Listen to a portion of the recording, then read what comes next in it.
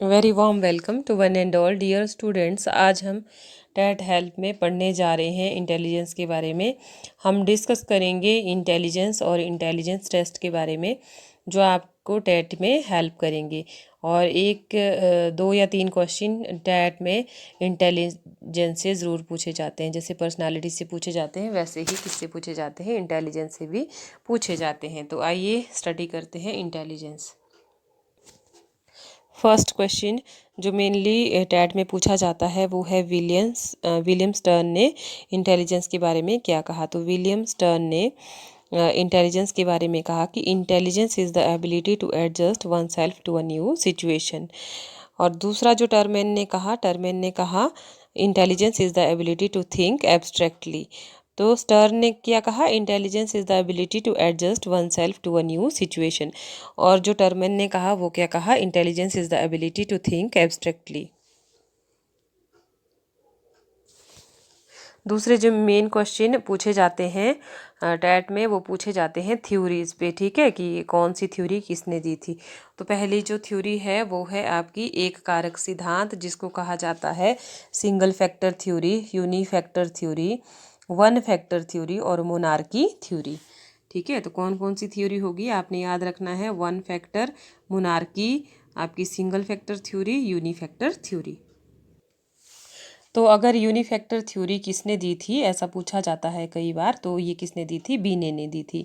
और लेकिन इसको आगे किसने बढ़ाया, टर्मन ने और स्टर्न ने। ठीक है, अभी तक तो जो भी क्वेश्चन आया हो यही पूछा गया है कि किसने दी है, तो बीने ने दी है। तो डियर स्टूडेंट्स आपने याद रखना है कि वन फैक्टर थ्योरी को मोनार्की थ्योरी भी कहा जाता है। क्या कहा जाता है, मोनार्की थ्योरी। तो जब इन्होंने ये थ्योरी दी तो बीने ने कहा कि बुद्धि क्या है, एक अविभाज्य इकाई है, मतलब इसको टुकड़ों में विभाजित नहीं कर सकते हैं। और इसमें कौन सा फैक्टर होता है, एक ही फैक्टर होता है। और बुद्धि क्या है, वह मानसिक शक्ति है जो व्यक्ति के समस्त कार्यों का संचालन करती है तथा व्यक्ति के समस्त व्यवहारों को प्रभावित करती है। दूसरा आता है आपका टू फैक्टर थ्योरी। तो टू फैक्टर थ्योरी की अगर बात करें तो इसको इसको किसने बताया था, ये थ्योरी किसने दी थी, स्पीयरमैन ने दी थी। मतलब ये क्वेश्चन इतनी बार आ चुका है, अगर आप कोई भी क्वेश्चन पेपर उठाएंगे, अगर एक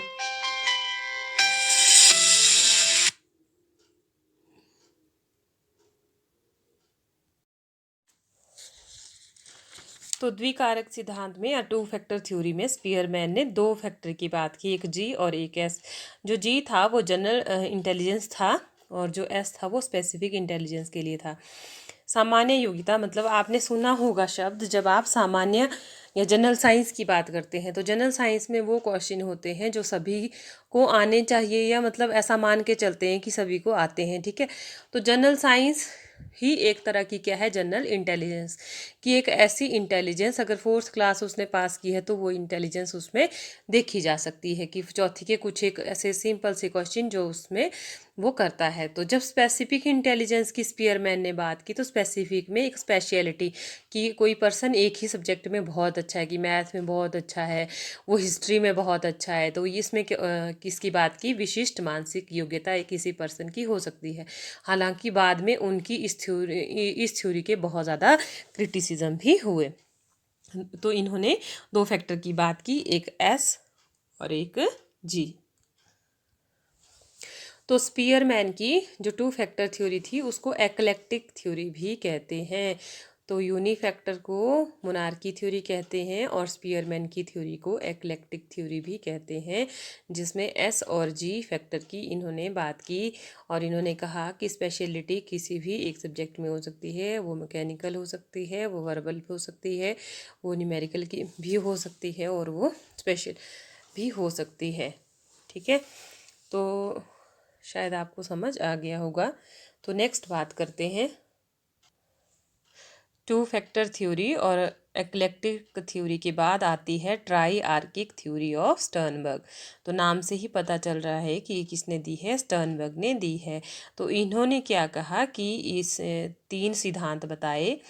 तो फर्स्ट कहता है यूनिफैक्टर थ्योरी बीने ने दी, टू फैक्टर थ्योरी आपकी किसने दी,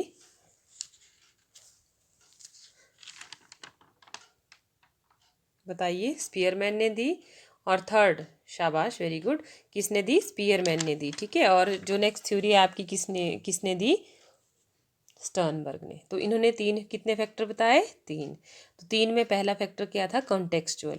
और दूसरा फैक्टर था एक्सपेरिमेंटल। और तीसरा फैक्टर था कंपोनेंशियल इंटेलिजेंस। तो आप साथ साथ में रिवाइज भी करते रहिए। तो पहला कंटेक्सचुअल में कहा कि एक ऐसी परिस्थिति जिसमें एक पर्सन इंटरनली अंदर से, अपने अंदर से एक ऐसा सॉल्यूशन ढूंढेगा जो सबसे डिफरेंट होगा और प्रॉब्लम का एग्जैक्ट सॉल्यूशन होगा, ठीक है।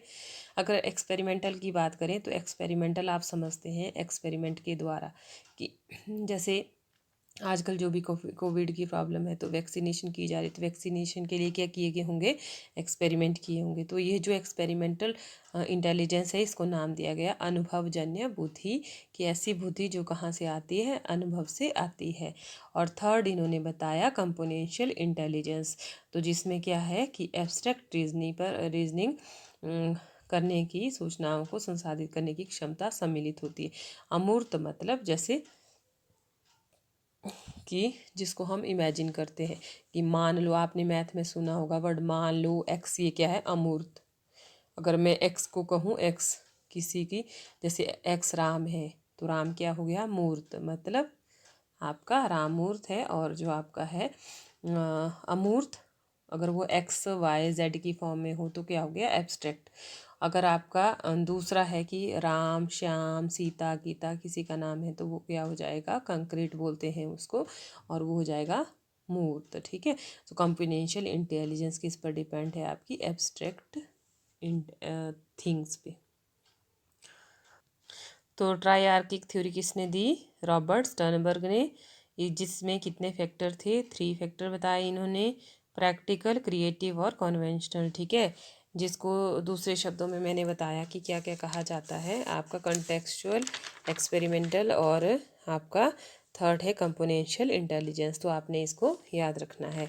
अब इसके बाद नेक्स्ट आता है मल्टी फैक्टर थ्योरी। तो मल्टी फैक्टर थ्योरी दी थॉर्नडाइक ने, ठीक है। तो ये याद रखना है कि मल्टी फैक्टर थ्योरी आपकी किसने दी है? तो ये दी है आपकी थॉर्नडाइक ने। तो इन्होंने भी इसके दौरान कितने तत्व बताए? 3 तत्व बताए, एक अमूर्त बुद्धि, एक सामाजिक बुद्धि और एक यांत्रिक बुद्धि। अगर अमूर्त बुद्धि की बात करें तो एब्स्ट्रैक्ट इंटेलिजेंस, सामाजिक बुद्धि की बात करें तो सोशल इंटेलिजेंस, और थर्ड मैकेनिकल इंटेलिजेंस मतलब यांत्रिक बुद्धि। लेकिन इन्होंने एस्पेक्ट थोड़े से अलग बताए। इन्होंने इस बुद्धि में 4 एस्पेक्ट बताए, प्रतिमान बताए। पहला लेवल, दूसरा रेंज और तीसरा एरिया और चौथा स्पीड। तो जैसा कि आपको पिक्चर में शो हो रहा है कि लेवल कितने बताए, एस्पेक्ट उन्होंने बताए आपके 4। कौन कौन से? लेवल, फर्स्ट और सेकंड रेंज, थर्ड आपका एरिया और चौथा आपकी स्पीड। और बुद्धि कितनी बताई इन्होंने? 3 प्रकार की बताई, अमूर्त बुद्धि, सामाजिक बुद्धि और यांत्रिक बुद्धि। और इस थ्योरी को कहा जाता है मल्टीपल फैक्टर थ्योरी, जो किसने दी? थॉर्नडाइक ने। और इन्होंने कहा कि बुद्धि में क्या होते? बहुत सारे फैक्टर होते हैं। तो बहुत सारे फैक्टर में जैसे वर्बल लिंग्विस्टिक हो सकता है, ठीक है, कि बोलता बहुत अच्छा है। उसके बाद लॉजिकल पावर में उसकी बहुत अच्छी हो सकती है। विजुअल स्पेशियल उसका अच्छा हो सकता है। म्यूजिकल रिथमेटिक बहुत अच्छा हो सकता है। बॉडीली काइंस्थेटिक उसका अच्छा हो सकता है। नेचुरलिस्ट हो सकता है, ठीक है। इंट्रापर्सनल, इंटरपर्सनल और एग्जिस्टेंशियल हो सकता है। तो मल्टीपल इंटेलिजेंस में बहुत सारे फैक्टर बताए, जिसमें हर एक एबिलिटी एक पर्सन के पास हो सकती है। इसके बाद आती है ग्रुप फैक्टर थ्योरी। तो मल्टीपल फैक्टर थ्योरी और ग्रुप फैक्टर थ्योरी क्या है? बहुत अलग है एक दूसरे से। तो ग्रुप फैक्टर थ्योरी किसने दी है? थरस्टन ने दी है। तो थरस्टन ने जब ग्रुप फैक्टर थ्योरी दी तो उन्होंने बताया कि वे सारे तत्व जो एक पर्सन में उसकी अंदर जो भी उसमें क्वालिटीज़ होती हैं वो सभी में सामान्य नहीं होती है, लेकिन कुछ एक क्रियाओं में वो सामान्य हो सकती है। इस सिद्धांत के समर्थकों में थर्स्टन का नाम क्या है? मीन है, ठीक है। तो तभी इसके जो मतलब फाउंडर हैं वो कौन है? आपके थर्स्टन हैं, ठीक है। तो आपके अगर पूछा जाए कि ग्रुप फैक्टर थ्योरी किसने दी है, तो किसने दी है, थर्स्टन ने। अगर मल्टी फैक्टर थ्योरी पूछा जाए तो किसने दी है, थॉर्नडाइक ने। अब आती है आगे, multiple intelligence was proposed by. देखो अभी आपने किया मल्टी फैक्टर थ्योरी, जो किसने दी, थॉर्नडाइक ने। अब पूछा जा रहा है multiple intelligence was given by, तो ये दी है हार्वर्ड गार्डनर ने। तो आपने इसमें कंफ्यूज नहीं होना है, फिर से अपना कॉन्सेप्ट क्लियर कर लो। अगर आपको पूछा जाएगा multiple intelligence was proposed by, तो आप बताएंगे हार्वर्ड गार्डनर। अगर आपसे पूछा जाएगा multi factor theory was given by, तो मल्टी फैक्टर किसने बताए, थॉर्नडाइक ने। और मल्टीपल इंटेलिजेंस किसने बताई, गार्डनर ने। जो आपकी मल्टीपल इंटेलिजेंस है उसको हिंदी में कहा जाता है बहुआयामी या बहुल बुद्धि सिद्धांत। ठीक है, इसमें इन्होंने कहा कि एक बालक में सभी प्रकार के गुण विद्यमान होते हैं। वो उसकी सामाजिक समझ भी होती है, राजनीतिक समझ भी होती है, और समस्या समाधान से संबंधित समझ तथा नेतृत्व का गुण इत्यादि का होना एक पर्सन में क्या होता है, लाया करता है। ठीक है, एक पर्सन में ये सारे गुण होते हैं। तो ये किसने दी है, आपकी हार्वर्ड गार्डनर ने। तो आपने याद रखना है किसने दी है, आपकी हार्वर्ड गार्डनर ने। और मल्टी फैक्टर थ्योरी किसने दी है, थॉर्नडाइक ने। और ग्रुप एलिमेंट थ्योरी किसने दी है, आपकी थर्स्टन ने। ग्रुप एलिमेंट थ्योरी किसने दी, थर्स्टन ने। ग्रुप फैक्टर थ्योरी किसकी है, थर्स्टन की। नेक्स्ट थ्योरी आती है हायरार्किकल थ्योरी ऑफ इंटेलिजेंस। जो हायरार्किकल थ्योरी ऑफ इंटेलिजेंस थी वो दी थी जेपी गिलफोर्ड ने। ठीक है, तो आपने याद रखना है किसने दी थी, आपकी जेपी गिलफोर्ड ने। ठीक है,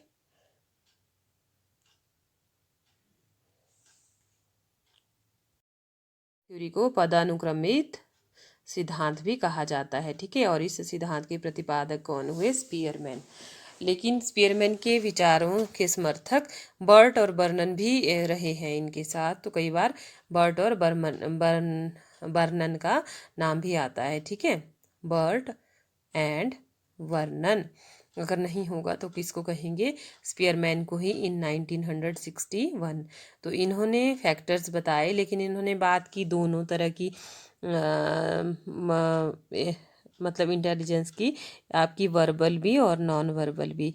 जब इन्होंने प्रतिमानों की बात की या एस्पेक्ट की बात की, तो इन्होंने 5 एस्पेक्ट बताए इंटेलिजेंस के। पहला कोग्निशन, दूसरा मेमोरी, तीसरा इवैल्यूएशन, चौथा कन्वर्जेंट थिंकिंग, और लास्ट वन डाइवर्जेंट थिंकिंग। तो और आपको टैट में कन्वर्जेंट थिंकिंग और डाइवर्जेंट थिंकिंग के क्वेश्चन भी पूछे जाते हैं बहुत ज़्यादा। तो कन्वर्जेंट थिंकिंग याद रखना आपने फ्यूचर के लिए भी। जब आपके पास किसी क्वेश्चन का एक ही आंसर होता है तब क्या कहते हैं उसको, कन्वर्जेंट थिंकिंग की आपसे क्वेश्चन पूछा और आपने आंसर दिया। तो जो इंटेलिजेंस होती है वो कैसी थिंकिंग होती है, कन्वर्जेंट। डाइवर्जेंट क्रिएटिविटी को अगर कहें तो कैसी होती है वो, डाइवर्जेंट। उसमें एक आंसर की बजाय बहुत ज़्यादा किसी पर्सन के माइंड में उसके आंसर हो सकते हैं, अपना अलग ढंग से किसी चीज़ का एक्सप्लेनेशन, वो क्या होती है आपकी, डाइवर्जेंट। डाइवर्ज की बहुत सारे पॉइंट पर वो जा सकती है। ठीक है, जैसे मान लीजिए कि अगर प्रोजेक्ट दिया जाए सभी बच्चों को तो सभी अलग अलग प्रोजेक्ट लाएंगे। ठीक है, लेकिन प्रोजेक्ट किसे कहते हैं तो उसका आंसर एक हो सकता है। तो इंटेलिजेंस क्या है आपकी, कन्वर्जेंट, और क्रिएटिविटी क्या है आपकी, डाइवर्जेंट। तो आपने ये क्वेश्चन याद रखना है, जो बहुत बार पूछा जाता है आपके टेट में। अब आता है आपका इमोशनल इंटेलिजेंस। तो इमोशनल इंटेलिजेंस को जो डेवलप किया वो पीटर सेलोवे ने और जॉन मेयर ने इसको डेवलप किया। और उसके बाद इसके 5 कंपोनेंट डिस्क्राइब किए किसने, गोलमैन ने। तो कई बार फादर और गुरु किसको माना जाता है इमोशनल इंटेलिजेंस के, गोलमैन को ही माना जाता है। अगर आपकी ऑप्शन में गोलमैन होगा, डैनियल गोलमैन होगा, तो आपने यही आंसर करना है कि इमोशनल इंटेलिजेंस के बारे में किसने बताया, डैनियल गोलमैन ने। और इसको डेवलप किसने किया था, पीटर सेलोवे और जॉन मेयर ने। लेकिन आपके पास आपसे अगर प्रश्न पूछा जाए कि वो first introduce the word emotional intelligence, तो ये शब्द किसने दिया था, तो शब्द दिया था आपके वाइने पाइने ने। तो याद रखना, वाइने पाइने ने किस को क्या दिया है, इमोशनल इंटेलिजेंस वर्ड दिया है, ठीक है। तो वर्ड किसी और ने दिया होता है, उसके बारे में किसी और ने बताया होता है, ठीक है। तो आपको ये पहले भी पता है कि जैसे, तो अगर मैं इस क्वेश्चन को कोरिलेट करूं थोड़ा साइकोलॉजी से, तो अगर आपसे पूछा जाए कि साइकोलॉजी जो वर्ड था वो किसने दिया था, वो रुडोल्फ गोलकॉय ने दिया था इन 1547 टू 1628। तो रुडोल्फ गोलकॉय ने, ठीक है। अगर यहाँ पे ही क्वेश्चन आ गया कि फादर ऑफ एक्सपेरिमेंटल साइकोलॉजी किसने दिया है, तो विलियम वोंट ने ये दिया है। तो फर्स्ट साइकोलॉजिकल लैब भी विलियम वोंट ने दी थी, ठीक है। तो इसके पीछे इनको बहुत ज़्यादा जाना जाता है। यहाँ से भी क्वेश्चन आपसे पूछा जाता है कि विलियम वुंट ने जो लैब खोली थी, लीप्जिंग में खोली थी सबसे पहले जर्मनी में, तो ये कब खोली थी, 1879। तो आपने याद रखना है कि ये जो फर्स्ट साइकोलॉजिकल लैबोरेटरी थी वो किसने खोली थी, विलियम वुंट ने। तभी इनको फादर ऑफ एक्सपेरिमेंटल साइकोलॉजी कहा जाता है। और कहाँ खोली थी, लीप्जिंग में खोली थी जर्मनी में। कब खोली थी, 1879। अगर पूछा जाए कि psychology is the science of human behaviour, ये किसने कहा, तो ये जेबी वॉटसन ने कहा कि जो आजकल माना जाता है कि psychology is the study of human behaviour, तो किसने कहा, ये जेबी वॉटसन ने। तो अगर फादर ऑफ साइकोलॉजी की बात की जाए, ठीक है, अगर एक्सपेरिमेंटल साइकोलॉजी की बात की तो विलियम वुंट की बात की। अगर फादर ऑफ साइकोलॉजी की बात करें तो किसको कहा जाता है, विलियम जेम्स को। मनोविज्ञान का जनक किसको कहा जाता है, विलियम जेम्स को। तो देखिए क्वेश्चन में थोड़ा सा हेर फेर करने से क्या है, क्वेश्चन बिल्कुल बदल जाता है। जैसे हमने देखा कि अगर मल्टी फैक्टर थ्योरी है तो थॉर्नडाइक ने दी है, अगर मल्टीपल इंटेलिजेंस है तो गार्डनर ने दी है, ठीक है। अगर इमोशन वर्ड है तो वाइने पाइने ने दिया है, ठीक है। अगर इमोशनल इंटेलिजेंस है तो सेलोवे, मेयर और गोलमैन ने दी है। तो आपने क्या करना है, क्वेश्चन को पहले अच्छे से समझना है, तो उसके बाद क्या करना है, आपने उसको सॉल्व करना है। मेरा मेन मोटिव था आपको बताने का। तो जो इमोशन वर्ड दिया है वो शायद मैंने गलत बता दिया, थॉमसन ब्राउन ने दिया, ठीक है। और जो आपकी इमोशनल इंटेलिजेंस थी वो वाइने पाइने ने दी, ठीक है। मतलब इन्होंने ये वर्ड इमोशनल इंटेलिजेंस यूज़ किया और इन्होंने सिर्फ क्या किया, इमोशंस यूज़ किया। जब इमोशन था तो थॉमसन ब्राउन था, और जब इमोशनल इंटेलिजेंस थी तो वाइने पाइने ने। और जो मेन इस पे काम किया वो सेलोवे, मेयर और गोलमैन ने किया है।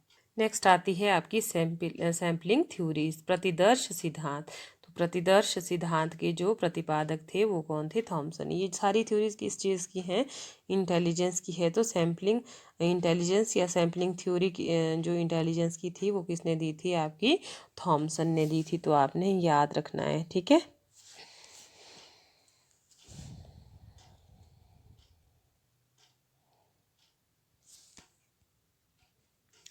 नेक्स्ट जो थ्योरी आती है वो गिलफोर्ड थ्योरी आती है, गिलफोर्ड का सिद्धांत। तो इसको मॉडल ऑफ इंटेलेक्ट भी कहा जाता है। तो आपने याद रखना है, मॉडल ऑफ इंटेलेक्ट किसने दिया, आपका गिलफोर्ड ने दिया। तो इन्होंने क्या किया, बुद्धि की संरचना का वर्णन किया, ठीक है। बुद्धि की संरचना को इन्होंने 3 तरह से विभाजित किया, ऑपरेशन, कंटेंट और प्रोडक्ट। जो आपकी ऑपरेशन है उसको हिंदी में संक्रिया, कंटेंट को विषय और प्रोडक्ट को उत्पादन कहा, ठीक है। तो नेक्स्ट जब इन्होंने फर्दर डिवाइड किया ऑपरेशन को, तो इन्होंने कितने भागों में किया उसको, 5 भागों में, ठीक है। और जो कंटेंट है उसकी कितनी बताई, इन्होंने 4 योग्यताएं बताई। और उसके साथ उत्पादन में कितने बताए, इन्होंने 6 बताई, ठीक है। तो जो कंटेंट में इन्होंने बताया, ठीक है। तो अगर पहले हम ऑपरेशन की बात करें तो ऑपरेशन में इन्होंने पहले क्या बात की आपकी, तो फर्स्ट इन्होंने बताया कोग्निशन, ठीक है, संज्ञान। दूसरा इन्होंने मेमोरी के बारे में बताया, स्मृति। तीसरा इन्होंने डाइवर्जेंट थिंकिंग के बारे में बताया, अपसारी चिंतन। और उसके बाद चौथा इन्होंने कन्वर्जेंट थिंकिंग और प्रोडक्शन के बारे में बताया। और पांचवा इन्होंने बताया इवैल्यूएशन, ठीक है। जो आपकी पिक्चर में भी आपको दिखाई दे रहा है, कॉग्निशन, मेमोरी, आपकी डाइवर्जेंट और आपकी कन्वर्जेंट प्रोडक्शन, और फिर उसके बाद आपका इवैल्यूएशन। उसके बाद नेक्स्ट आपका है, ठीक है, प्रोडक्ट, ठीक है। प्रोडक्ट में इन्होंने प्रोडक्शन में 6 प्रकार बताए। एक यूनिट्स, फिर आपका क्लासेस, ठीक है, यूनिट्स में वर्ग, फिर यूनिट्स में इकाइयाँ, क्लासेस में वर्ग, रिलेशंस में आपके संबंध, उसके बाद सिस्टम्स की बात की, व्यवस्थाएं, और उसके बाद ट्रांसफॉर्मेशन की बात की इन्होंने, रूपांतरण, और उसके बाद इन्होंने बात की इम्प्लीकेशन की, ठीक है। उसके बाद इन्होंने कंटेंट में सबसे पहले बताया फिगुरल, उसके बाद सेकंड है सिंबॉलिक, थर्ड है आपका सिमेंटिक, और उसके बाद है आपका बिहेवियरल, ठीक है। तो कंटेंट में सिंबॉलिक, आपका सिमेंटिक, और उसके बाद आपका उसके बाद फर्स्ट इसमें था फिगुरल, सिंबॉलिक, सीमेंटिंग और बिहेवियरल। तो ये पूछा भी जाता है कि जब इसको सिस्टम में कंटेंट में गिलफर्ड ने जो 4 योग्यताएं बताई उनको आप आगे पीछे दिए होंगे, तो इनको आपने सिस्टमेटाइज करना है। जैसे मान लीजिए पहले क्या आएगा फिगुरल, दूसरा क्या आएगा सिंबॉलिक, तीसरा क्या आएगा सीमेंटिक, और उसके बाद आएगा बिहेवियरल, ठीक है। तो इन्होंने जब गिलफर्ड के मॉडल में टोटल क्यूब्स पूछे जाते हैं, जो बहुत बार पूछा गया, तो इसमें कितने क्यूब्स होते हैं आपके 120। तो ये जो क्यूब्स आपको दिखाई दे रहे हैं कितने होते हैं सारे आपके 120, क्योंकि जब आप मल्टीप्लाई करोगे आपका कितने हैं ये, स्टार्टिंग में 5, फिर कितने हैं 4, और उसके बाद कितने हैं आपके पास 6, तो ये कितने के बराबर आ जाएगा 120 के बराबर। तो कितने गिलफर्ड के मॉडल में कितने क्यूब्स हैं आपके 120। तो यहाँ से भी एक क्वेश्चन पूछा जाता है आपके। नेक्स्ट आता है आपका फ्लूइड इंटेलिजेंस। तो फ्लूइड इंटेलिजेंस किसने दी थी, कैटलर हॉर्न ने इन 1971 में और 1978 में। लेकिन इसमें जो क्वेश्चन पूछा जाता है वो कहा जाता है कि जो इनेट बायोलॉजिकली और जेनेटिकली डिटर्मिन्ड कैपेसिटी होती है, या ये किस तरह की इंटेलिजेंस होती है जिसके बारे में किसने बताया, ठीक है। हेरिडिटी पर डिपेंड जो इंटेलिजेंस है वो कौन सी होती है आपकी, फ्लूइड इंटेलिजेंस, ठीक है। तो इसको क्रिस्टलाइन इंटेलिजेंस भी कहा जाता है। अब तो इन शॉर्ट हम बात करेंगे इंटेलिजेंस टेस्ट की। इंटेलिजेंस के अगर सिंपल टेस्ट की बात करें तो वो इंडिविजुअल टेस्ट भी होते हैं और ग्रुप टेस्ट भी होते हैं, और वर्बल और नॉन वर्बल टेस्ट भी होते हैं, ठीक है। तो इंडिविजुअल जब एक ही पर्सन पर टेस्ट किया जाता है, ग्रुप इंटेलिजेंस में आप समझते हैं ऐसे टेस्ट जो किस में होंगे आपके ग्रुप्स में होंगे। और उसके बाद नेक्स्ट आता है आपका वर्बल और नॉन वर्बल परफॉर्मेंसेस, ठीक है। तो वर्बल जब उनको बोला जाता है किसी भी परफॉर्मेंस के लिए, कोई भी एक्टिविटी करने के लिए, और नॉन वर्बल में बोलना और लिखना दोनों ही क्वालिटीज़ आ जाती हैं।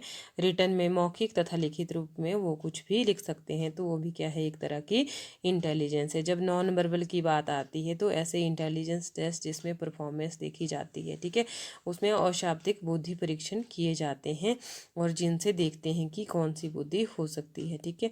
तो अन्य प्रकार में जैसे 2 स्किल्ड इंटेलिजेंस टेस्ट भी कहते हैं इनको, WAIS भी कहा जाता है। लेकिन ये जो टेस्ट है आपका WAIS, ये बहुत ही स्पेशल टेस्ट है जिसके बारे में पूछा जाता है। इसको वेशलर वेलेव्यू इंटेलिजेंस टेस्ट भी कहा जाता है और WAIS टेस्ट भी कहा जाता है, जिसमें WAIS का मतलब होता है वेशलर्स एडल्ट इंटेलिजेंस स्केल। ये दिया था इन 1955 में। तो यहाँ पर आपको शो हो रहा है वेशलर की वयस्क बुद्धि मापनी। तो वेशलर एडल्ट इंटेलिजेंस स्केल कब दिया था, इन 1955 में। तो प्रथम भाग में इसके 6 उपभाग थे और इतना आपको नहीं पूछा जाता है, ठीक है। आपको सिर्फ पूछा जाएगा कि इंटेलिजेंस का जो वेशलर एडल्ट इंटेलिजेंस टेस्ट है ये किस चीज़ का है, तो ये बुद्धि का है। कई बार पूछा जाता है WAIS की फुल फॉर्म बताइए और ये किस इसमें क्या मेज़र किया जाता है, तो बुद्धि मेज़र की जाती है। नेक्स्ट जो आपके पास है वो है अलेक्जेंडर पास एलोंग टेस्ट।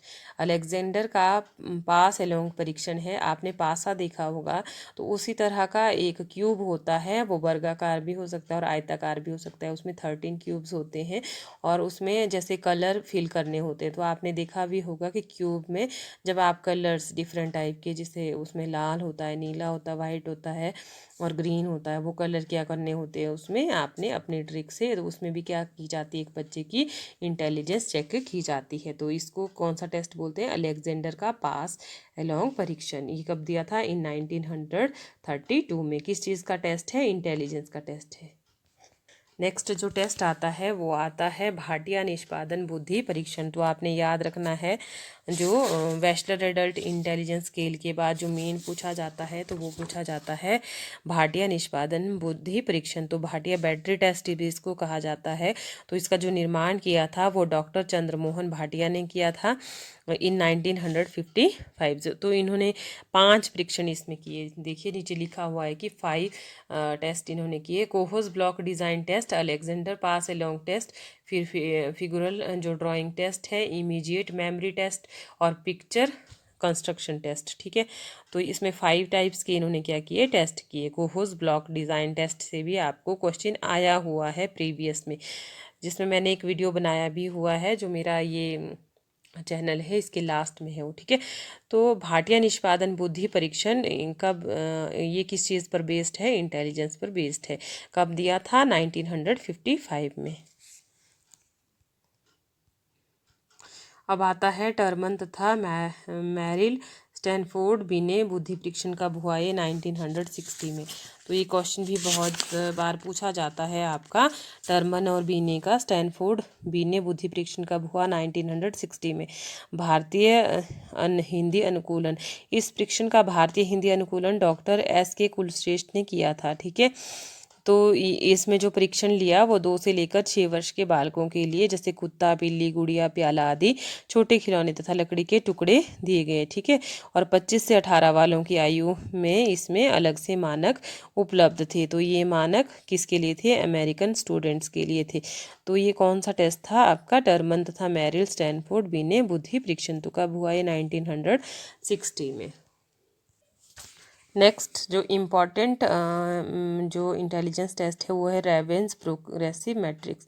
तो इसमें से पीछे प्रीवियस में क्वेश्चन आ चुका है कि जो रेवेंस प्रोग्रेसिव मैट्रिक्स है वो किस चीज़ का टेस्ट है? तो वो किस चीज़ का टेस्ट है? वो इंटेलिजेंस का टेस्ट है। आपको सिंपल क्वेश्चन आते हैं, ठीक है, कि ये वाला टेस्ट किस चीज़ का है? भाटिया बैटरी टेस्ट किसका है? ठीक है, कोहोस ब्लॉक डिज़ाइन टेस्ट किस चीज़ का है? इंटेलिजेंस का है। अलेक्जेंडर पास एलोंग टेस्ट किस चीज़ का है? इंटेलिजेंस के लिए है। ठीक है, WAIS टेस्ट की फुल फॉर्म क्या है? इस तरह के छोटे छोटे क्वेश्चन पूछे जाते हैं, ज़्यादा डिटेल में नहीं पूछा जाता है, लेकिन आपको याद रखना है। जैसे आपने एक बार वीडियो देख लिया तो आपको ये याद रहेगा कि पर्सनैलिटी के टेस्ट कौन से हैं और इंटेलिजेंस के टेस्ट कौन है। आपको इनमें डिफरेंस करना आना चाहिए। रेवेंस प्रोग्रेसिव मैट्रिक्स जो टेस्ट है वो किसने दिया है? आपका रेवेंस ने दिया है इन 1938। तो इन्होंने क्या किया था? कलर्स प्रोग्रेसिव मैट्रिसेस दिए थे, और वयस्कों के लिए इन्होंने दिए थे स्टैंडर्ड प्रोग्रेसिव मैट्रिसेस, जिसमें इन्होंने परीक्षण किए और प्रत्येक में 12-12 क्या थे? इसमें स्टेप्स थे। ठीक है, जिसमें इन्होंने इस परीक्षण की 36 रंगीन आकृतियों का प्रत्युत्तर देने में कुल कितना टाइम लगाया? 30 मिनट्स लगाए। ठीक है, तो इस तरह का टेस्ट लिया। इसके बाद नेक्स्ट टेस्ट आता है, जो नेक्स्ट टेस्ट है इंटेलिजेंस का वो है SS जलोटा टेस्ट। ठीक है, तो आपने याद रखना है कौन सा टेस्ट है? SS Jalota test. इसमें कुल कितने प्रश्न हैं आपके? 100 टेस्ट हैं। तो इसमें जैसे जो फॉर्मूला यूज़ किया जाता है वो है IQ = mental as divided by chronological age और इंटू 100। तो ये आपको फॉर्मूला पहले बता दिया था, तो इसका क्या किया जाता है? यूज़ किया जाता है। उसके बाद नेक्स्ट आता है जोशी का टेस्ट, जो मेंटल एबिलिटी टेस्ट है। ये किसने दिया था? जोशी ने दिया था इन 1900 आपका 60 में। तो ये आपने याद रखना है। तो इससे रिलेटेड क्या है? प्रश्न पूछे तो नहीं हैं, लेकिन इन फ्यूचर क्या है? आपसे पूछे जा सकते हैं। उसके बाद नेक्स्ट टेस्ट आता है, जो नेक्स्ट टेस्ट दिया वो RB कैटल ने दिया। तो कैटल के जो टेस्ट हैं वो किस चीज़ के हैं? इंटेलिजेंस के टेस्ट हैं। तो इन्होंने 3 मेजरमेंट दिए, एक में 4 से 8 वर्ष की आयु के लिए, दूसरा 8 से 13 वर्ष की आयु के लिए, और नेक्स्ट इन्होंने बड़ी उम्र के बच्चों के लिए दिया थी। तीसरा इन्होंने दिया 13 वर्ष से अधिक लोगों के लिए। ठीक है, तो वो जो कॉलेज में स्टडी करते थे या इस तरह से। और नेक्स्ट जो आता है ड्रॉएमैन टेस्ट, ये भी पूछा जा चुका है। जो ड्रॉएमैन टेस्ट फॉर इंडियन चिल्ड्रन है, ये किस चीज़ का टेस्ट है? तो ये दिया था प्रमीला पाठक ने, और 6 से 10 वर्ष तक के बच्चों की बुद्धि का मापन किया जाता है इसमें। और ये जो टेस्ट था ये किस चीज़ का है? आपका इंटेलिजेंस का टेस्ट है, तो आपने ये याद रखना है। तो इसमें किस प्रकार की बुद्धि होती है, जैसे इसके बाद नेक्स्ट आता है मिश्रित प्रकार का बुद्धि परीक्षण, वो दिया था 1973 में, ठीक है। तो इसके जो बनाया था ये डॉक्टर PN मल्होत्रा ने बनाया था, और ये अपने प्रकार का एक प्रथम भारतीय परीक्षण है जो वेशलर के बुद्धि परीक्षण पर आधारित है। तो ये भी पूछा जा सकता है क्योंकि ये इंडियन टेस्ट है, ठीक है। फर्स्ट टाइम का टाइप का जो इंडियन टेस्ट जो वेशरल के बुद्धि परीक्षण पर आधारित है, तो किसने दिया था? ये डॉक्टर PN मल्होत्रा ने। तो आप इसको याद रखना क्योंकि ये भी प्रश्न इन फ्यूचर आपसे पूछा जा सकता है। तो थैंक्स फॉर वॉचिंग स्टूडेंट्स। तो आज के लेक्चर में हमने इंटेलिजेंस के बारे में पढ़ा। तो हमने बात की यूनिफैक्टर थ्योरी की जो दी थी आपकी बीने ने, उसके बाद हमने बात की टू फैक्टर थ्योरी की जो आपकी दी थी स्पीयरमैन ने, उसके बाद ट्राइआर्किक थ्योरी जो दी आपकी स्टर्नबर्ग ने, उसके बाद मल्टी फैक्टर थ्योरी जो आपकी दी थॉर्नडाइक ने, उसके बाद बात की हमने ग्रुप फैक्टर एलिमेंट थ्योरी की, ठीक है। तो ग्रुप फैक्टर जो एलिमेंट थ्योरी थी वो थर्स्टन ने दी, मल्टीपल इंटेलिजेंस आपकी गार्डनर ने दी, इमोशनल इंटेलिजेंस आपकी सॉल्वे, मेयर और गोलमैन ने दी, सैम्पलिंग थ्योरी आपकी थॉमसन ने दी, उसके बाद मॉडल ऑफ इंटेलेक्ट आपका गिलफोर्ड ने दिया, और फ्लूइड इंटेलिजेंस आपकी कैटल ने दी। उसके बाद नेक्स्ट पढ़े हैं हमने आपकी इंटेलिजेंस के टेस्ट बुद्धि के परीक्षण, जिसमें हमने वेशलर बुद्धि परीक्षण की बात की, हमने रेवेंस मैट्रिक्स की बात की, हमने भाटिया बैटरी टेस्ट की बात की, तो डिफरेंट टाइप की टेस्ट की बात की जिससे आपके एग्ज़ाम में ज़रूर क्वेश्चन पूछे जाएंगे। तो आपने जो भी बच्चे टैट की तैयारी कर रहे हैं टैट हेल्प के रूप में, आप मेरा जो वीडियो है इसको देखें, और क्वेश्चन कोई भी गलत करके नहीं आना है, ध्यान से क्वेश्चन पढ़ना है और उसके बाद ही आंसर करना है।